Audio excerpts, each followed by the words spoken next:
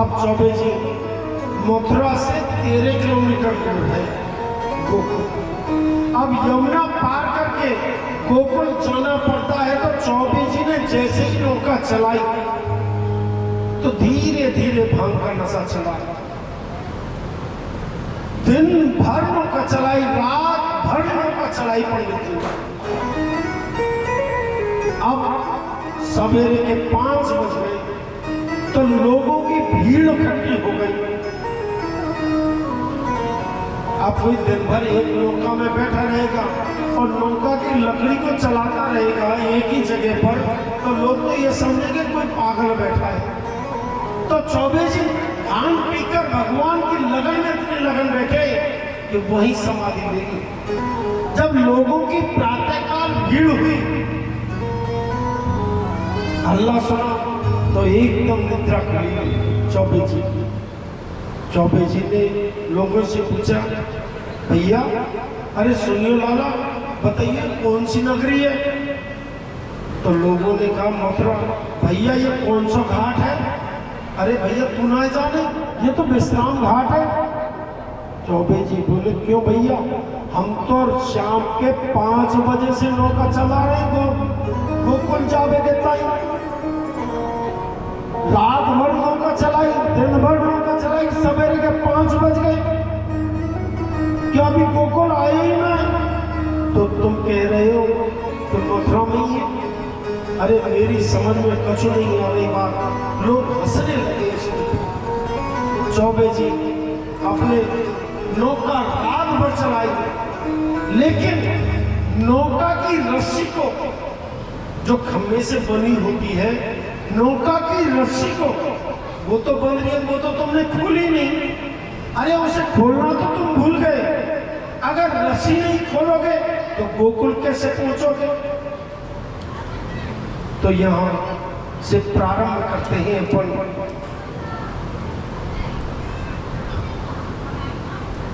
सुदामा चंद्र।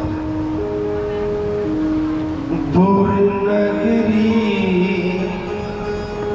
बड़ी दूर नगरी, दूर नगरी बड़ी दूर नगरी, दूर नगरी बड़ी दूर नगरी। और कैसे आऊं रे कन्हैया, कैसे आऊं रे समरिया तेरी गोकुल नगरी, बड़ी दूर नगरी,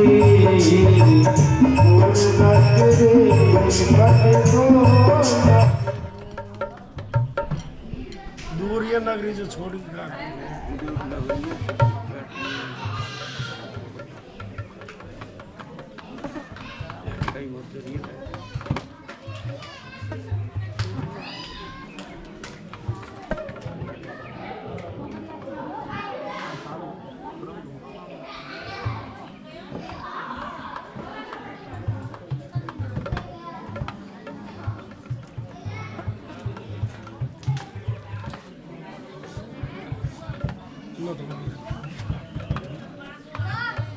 ऐसे दूर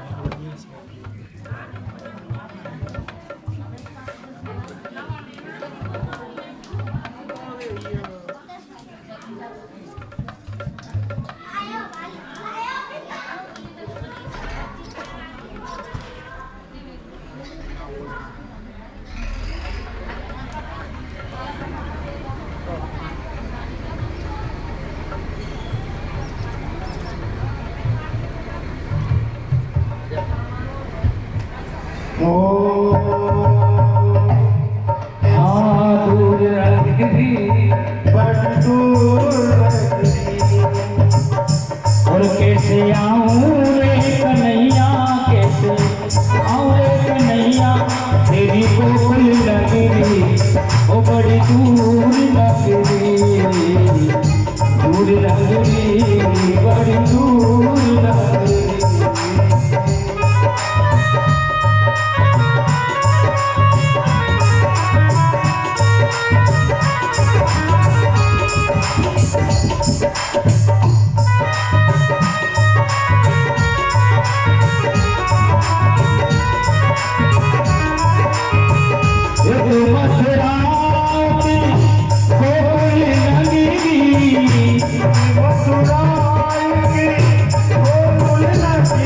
एक मथुरा गोकुल नगरी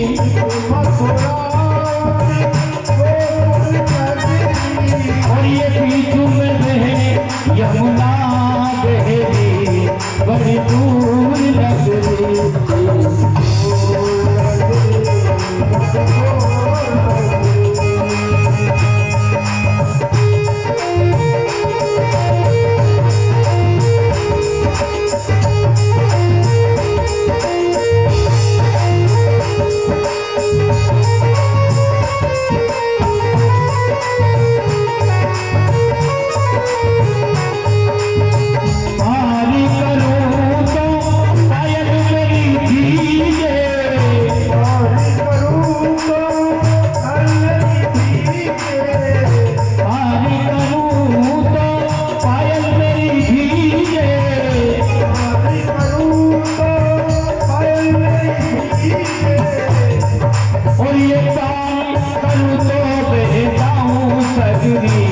बड़ी दूर नगरी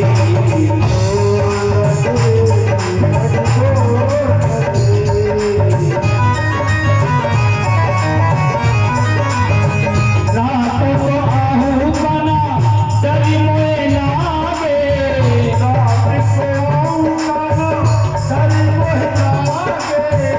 दिन में आओ तो देखे सारी नगरी ओ बड़ी दूर नगरी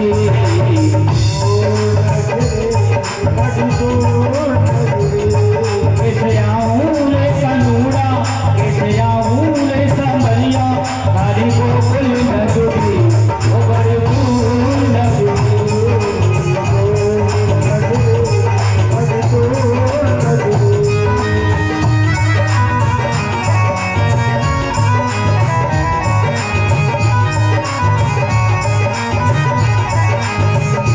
संगे आहू काला शरण मोए लागे सखी संगे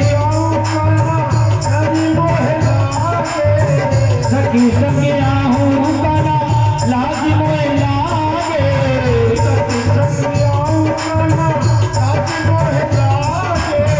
अकेली आऊं तो भूल जाऊं नगरी ओ बड़ी दूर नगरी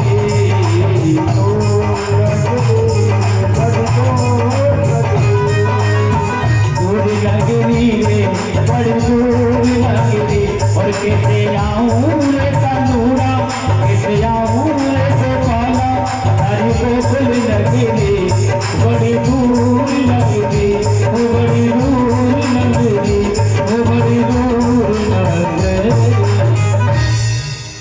वृंदावन बिहारी लाल की जय हो जय जय श्री राम।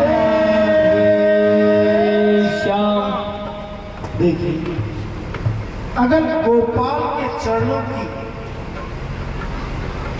मन डोर अगर बंध जाए ना तो संसार एक जंगल है, पूरा संसार एक जंगल है, कुछ नहीं दिखाई देगा।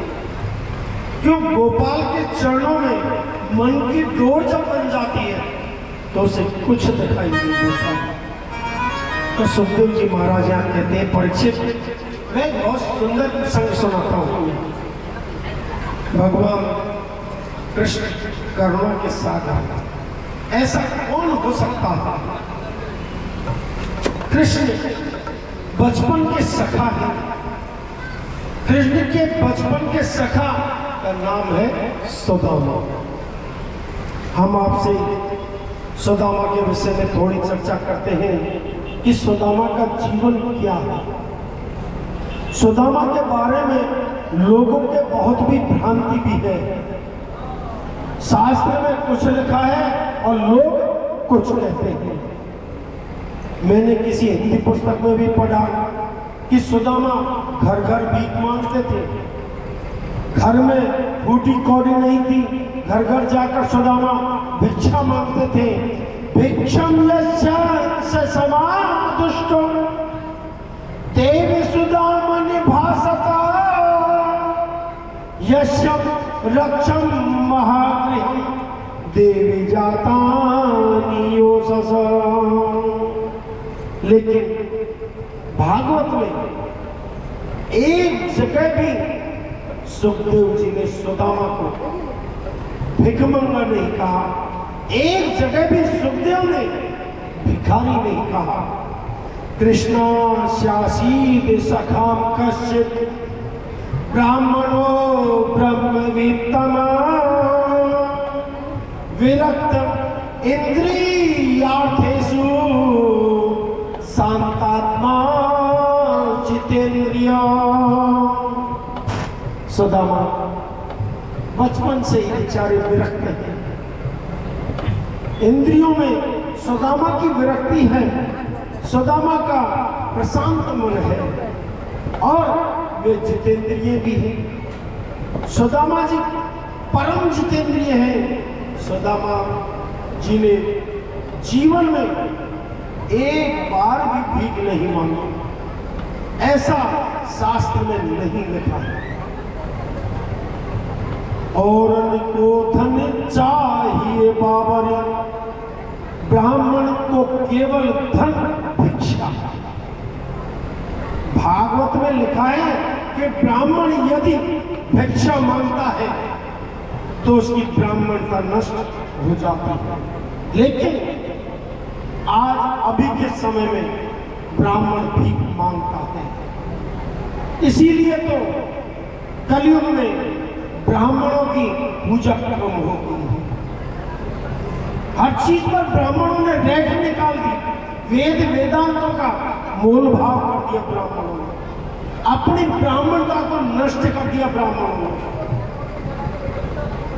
इसलिए यहां कहते हैं ब्राह्मणस्य कथम कृतम देवी भिक्षामियो यसा नष्टम बुद्धि नास्तो हम ब्राह्मणस्य वेद प्रतिपादनम। वेद स्वयं उठ जाते हैं ब्राह्मणों से अगर वो भिक्षा मांगते हैं। ब्राह्मण को कभी भीख नहीं मांगनी चाहिए। हाँ, दान लेने का अधिकारी है ब्राह्मण, लेकिन भीख मांगने का अधिकार नहीं है। तीसरी बात, एक जगह भी भागवत में सुखदेव जी ने सुदामा को दरिद्री नहीं कहा, कहीं भी दरिद्र का संबोधन भी नहीं किया। लेकिन मैं समझाता हूं जिसने कितना सुंदर विशेषण है सुदामा में, उपयुक्त समझ लीजिए। आचार्य सुखदेव ने, संतों ने कितना बढ़िया आदर किया है। सुदामा जी के घर में सुबह खाए तो शाम को नहीं, और शाम को खाए तो सुबह नहीं। बरसात के दिनों में ऐसा उनका सुंदर मकान है, बरसात के दिनों में जितनी वर्षा बरसती वो सारा पानी उनके मकान के अंदर बरसता था। ऐसी जगह कहीं नहीं थी कि जहां वो अपना सर छुपा सकता। ऐसी उनकी परम कुटिया थी। ये बिल्कुल सत्य है। सुदामा जी के घर में एक भी बर्तन ऐसा नहीं जो साबुत हो, लेकिन सुदामा दरिद्री है ये कहीं नहीं लिखा, शास्त्र में नहीं लिखा, भागवत में नहीं लिखा। ये गलत बात है। गरीब होना अलग बात है, दरिद्री होना अलग बात है। सुदामा गरीब है लेकिन दरिद्री नहीं है। एक अरबपति व्यक्ति को मैं दरिद्री कह सकता हूं, एक गरीब को मैं दरिद्री नहीं कह सकता। दरिद्री किसे कहते हैं? दरिद्रो यस्तु संतुष्टो। दरिद्र वो है जो असंतोषी है, जिसके मन में संतोष नहीं, वो दरिद्री। जब आवे संतोष धन, सब धन धूरी समान।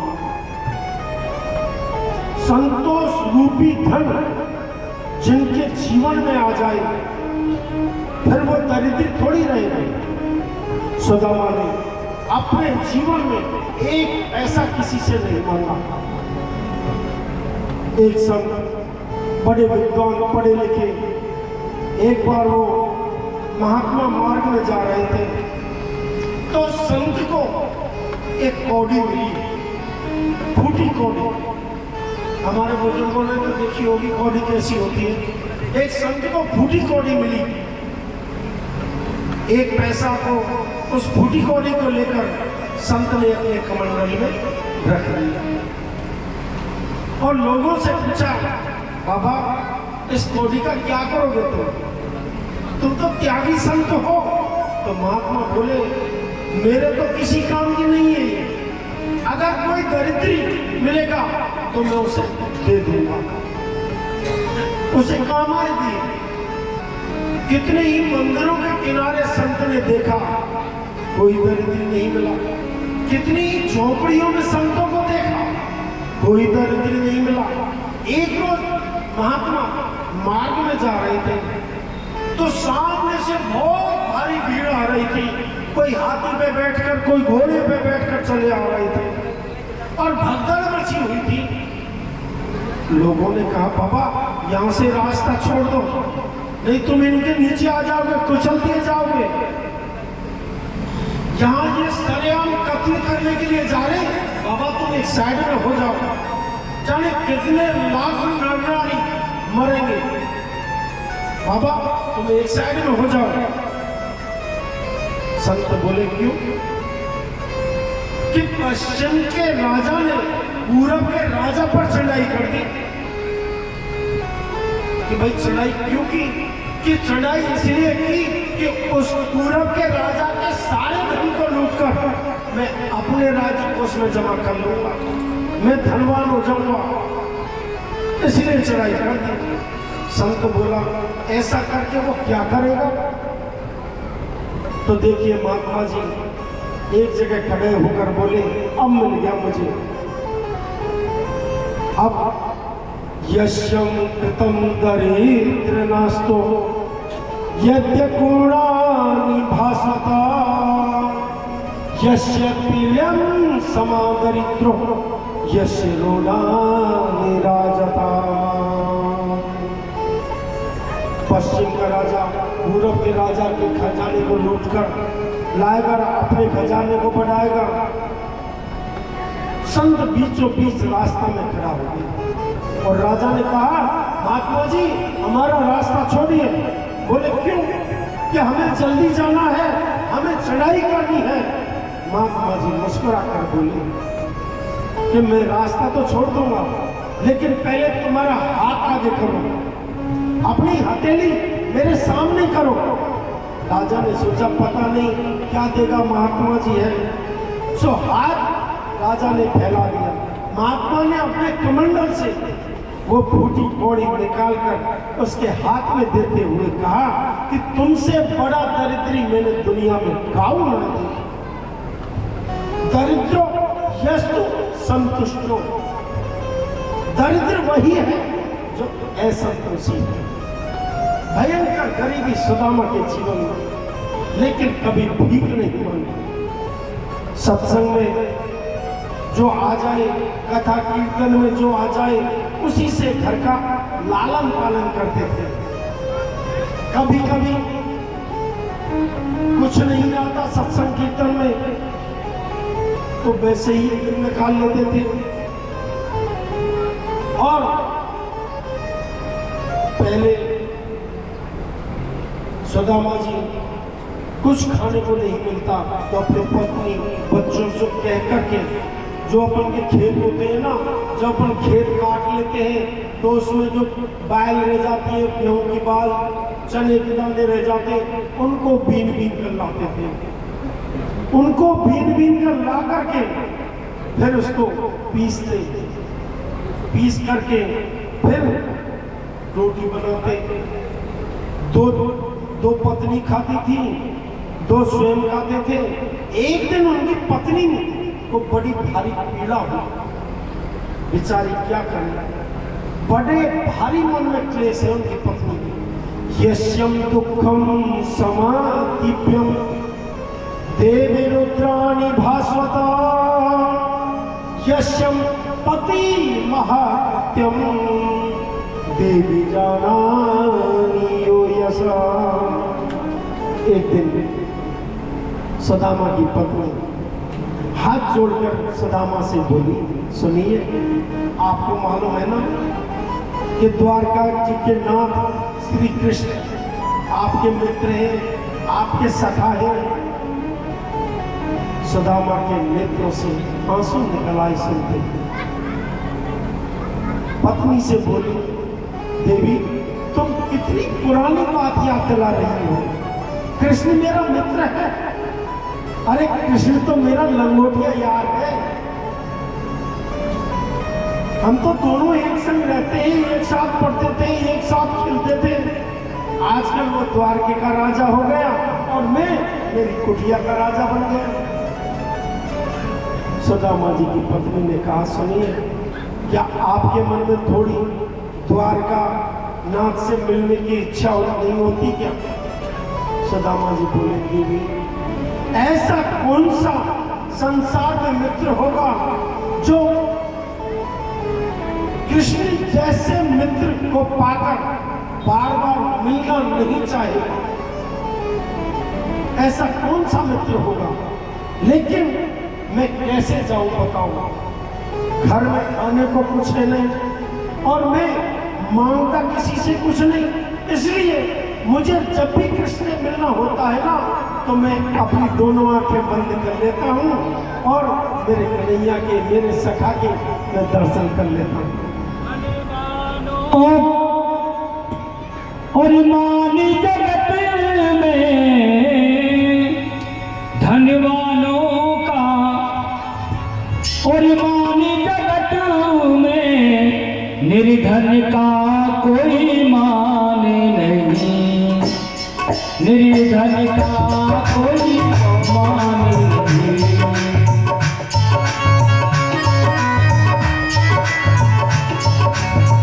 ओ धनवानों का माने जगत में, निर्धन का कोई मान नहीं।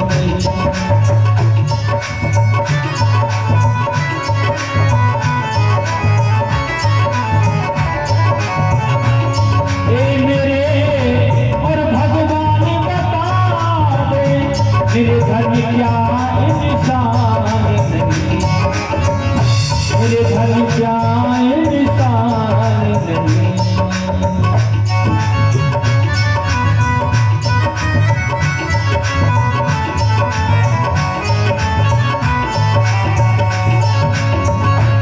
किसी के घर में अनधन लक्ष्मी, किसी के घर में, किसी के घर में अनधन लक्ष्मी, किसी के घर में नाच नहीं। ए मेरे और भगवान बता दे, निर्धन क्या इंसान नहीं। धनवानों का मान जगत में, निर्धन का कोई मान नहीं।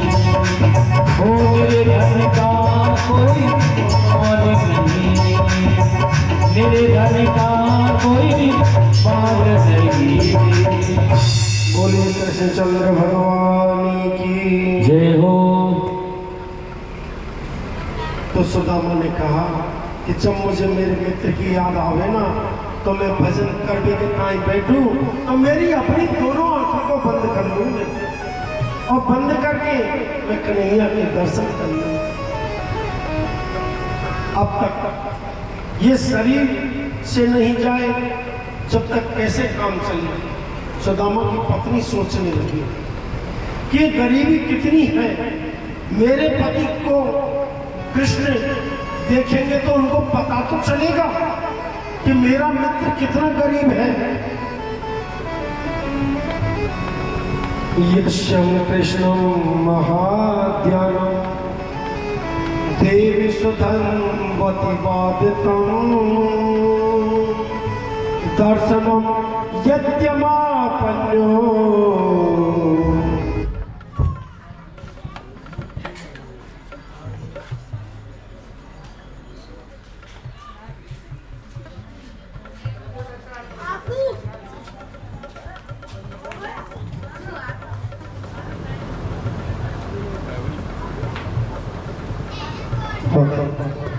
जय जय श्री राधे। पत्नी ने कहा, मन में सोच रही है पत्नी कि जब तक ये द्वारका नहीं जाएंगे, इनकी हालत द्वारकाधीश नहीं देखेंगे, तब तक कैसे पता चलेगा उनको कि मेरा मित्र कितना गरीब है। पत्नी ने मन में विचार किया और पत्नी ने कहा, सुनिए, मैं तुम्हारी अर्धांगिनी हूं। पति कितनी भी भक्ति करे, उससे पत्नी पर कोई असर नहीं पड़ता, लेकिन शरीर से यदि सत्कर्म पति करता है तो उसका आधा फल पत्नी को मिलता है। ये हकीकत सत्य बात है। एक बार शरीर से तुम कन्हैया से मिल भी के तक जाइए ना। सुदामा बोले, देवी तुम तो जानती हो ना कि मैं किसी से मांगता नहीं, घर में कुछ रहता नहीं, मित्र के घर और